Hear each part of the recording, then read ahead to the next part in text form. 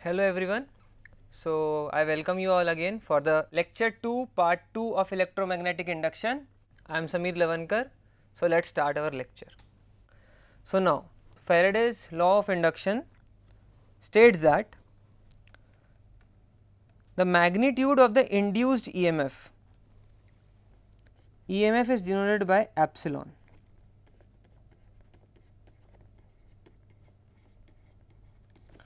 So the magnitude of the induced EMF in a circuit is equal to the time rate of change of change in magnetic flux through the circuit.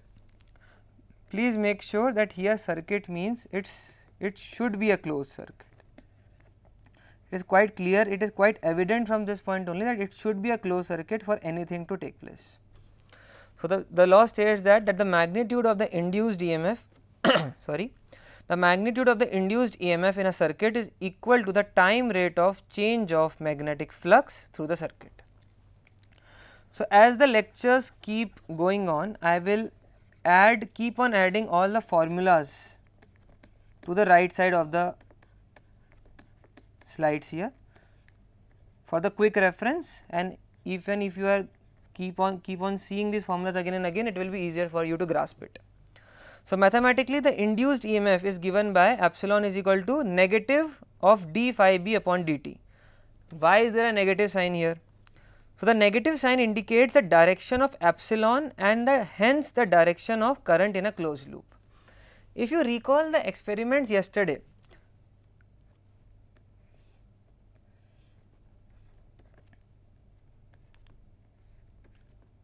when there was an induction of current in coil C1, if you remember, when I wrote or when I told you about the induction, the direction of induction of galvanometer, deflection of galvanometer and the direction of current. If you remember correctly, if the galvanometer goes towards right, then the current was induced towards left or in anti-clockwise direction. The current is not moving in the same way in which the galvanometer was moving. So because just for a reference or just to remember this or just to understand it, we can understand it like this also, that this negative sign is because current always try to oppose the time or try to oppose the movement of that magnetic flux. Moving on, in the case of a closely wound coil of n turns, what is a coil? A coil is nothing but any conductor of electricity when wound by a wire connected to a battery. If this thing, so this thing is called as a coil. So this thing is called as coil. Please make sure when the coil is being stated apart, the wire should be the wire's outer area should be an insulator and wire itself should be a conductor of electricity.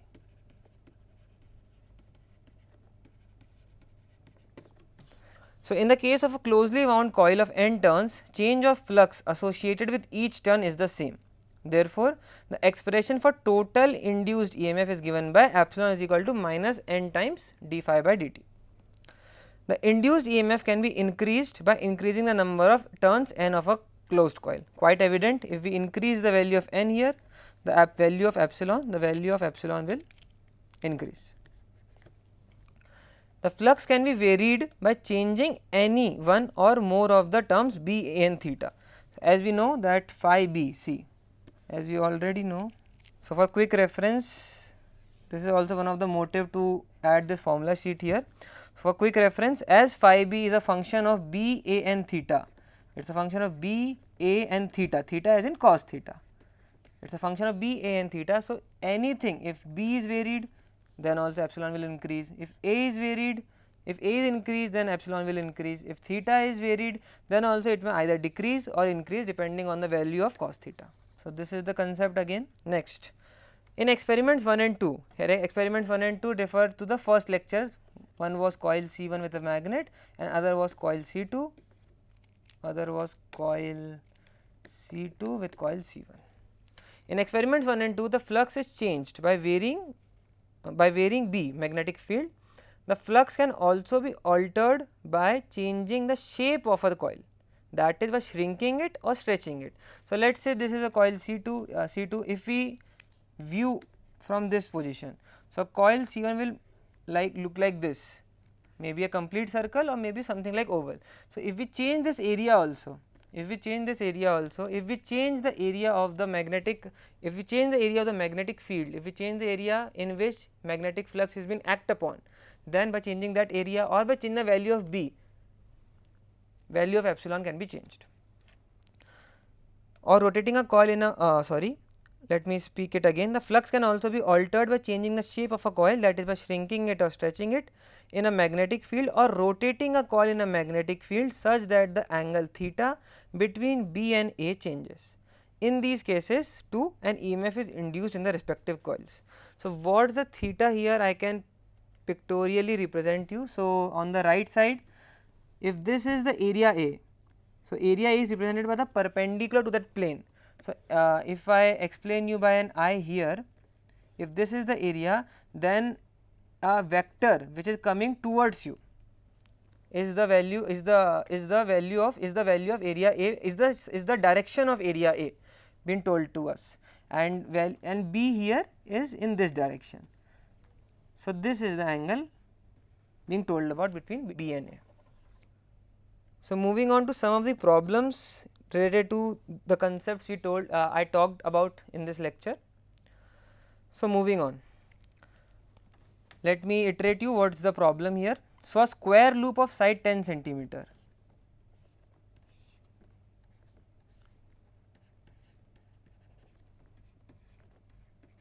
a square loop of side 10 centimeter and resistance of 0.5 ohms. So, a resistance is given to us, that resistance is 0.5 ohms, is placed vertically in the east west plane.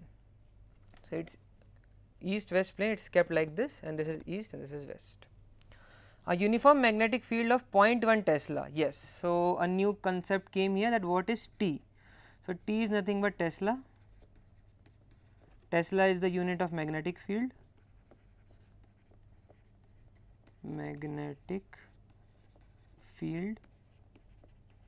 unit. What else to tell us about? So, anything which was being incorporated by B value has a unit of Tesla.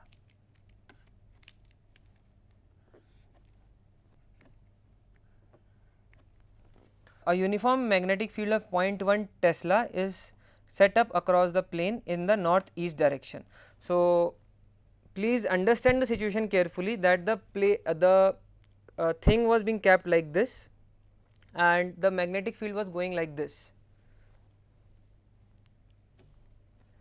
in the northeast direction. So, to explain it more carefully, if the value of A is like this, if the direction of area vector is like this, then the direction of B is in this direction, this is your theta.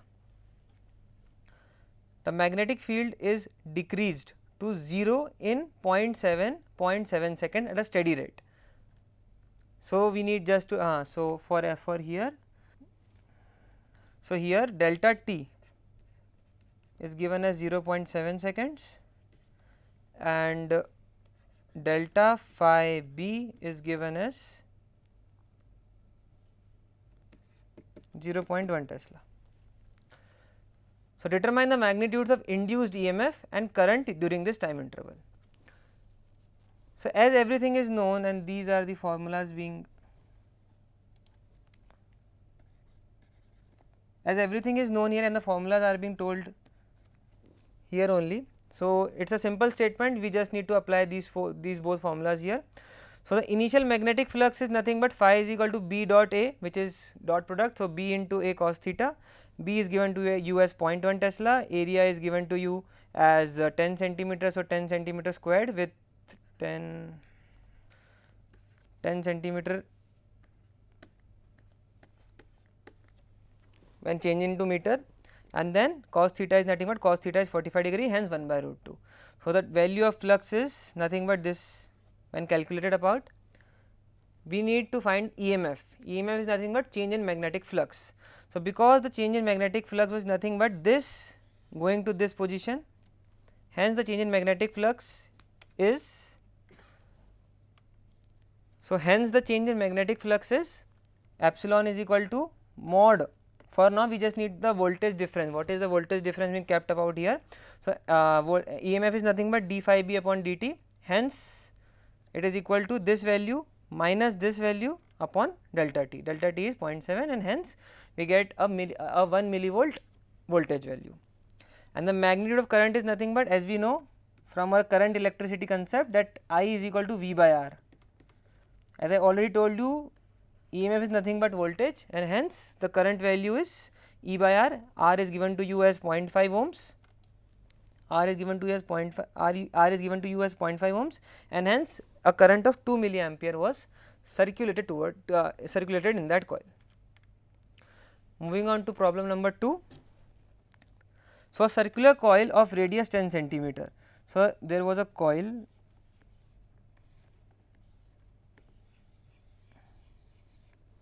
a circular coil of radius 10 centimeter. So, radius is 10 centimeter, that means the diameter is 20 centimeter here.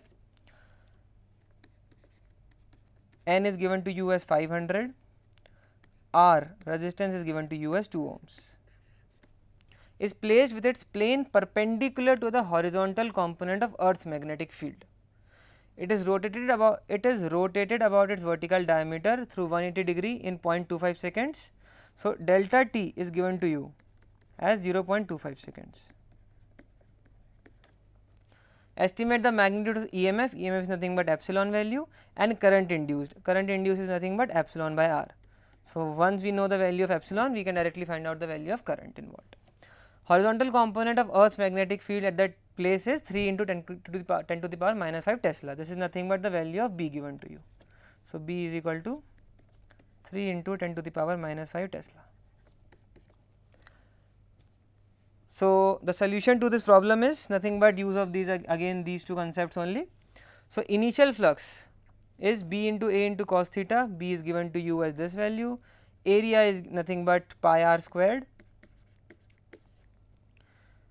As the value of theta, as the value of Earth's magnetic field and the area component is same, hence with the value of theta is 0.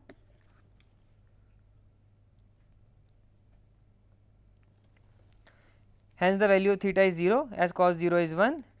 So, the value of phi b initial is 3 pi into 10 to the power 3 pi into 10 to the power minus 7 Webers. Final flux after rotation, as it is told that after rotation it is rotated about its vertical diameter through 180 degree. So, there will be a change in the direction of B value.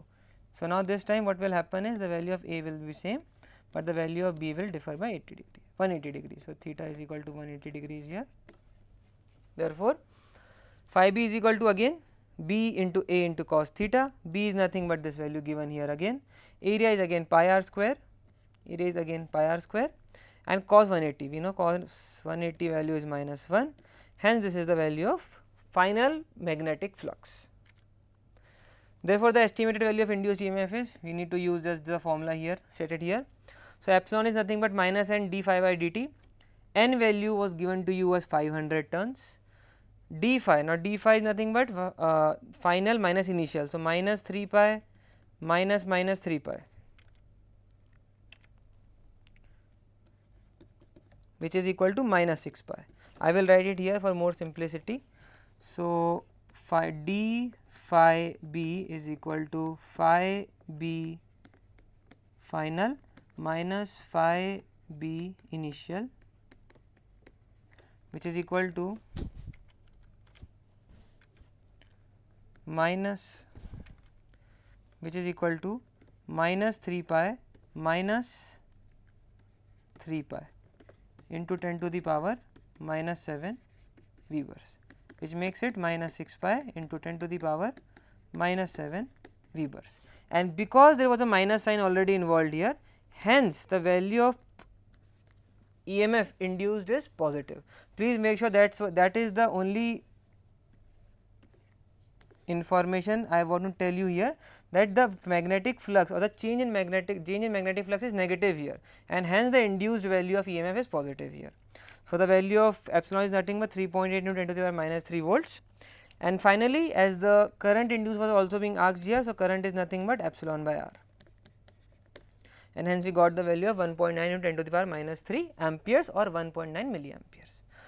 2 points to be noted here is the magnitudes of epsilon and I are the estimated values, because the value of component of magnetic Earth's magnetic field is an approximate value here, hence these are also estimated values, we cannot find the true value here. It is just a note, nothing to be very specific about here. Their instantaneous values are different and depend upon the speed of rotation at the particular instant. So, because the value of magnetic field is a function of the speed of rotation of magnetic field, speed of rotation of our earth, hence these values are not instantaneous values, these may vary a little bit. So, these were the two problems I need to explain to you, which were only and only based on the value of epsilon and value of phi. So, for now, thank you.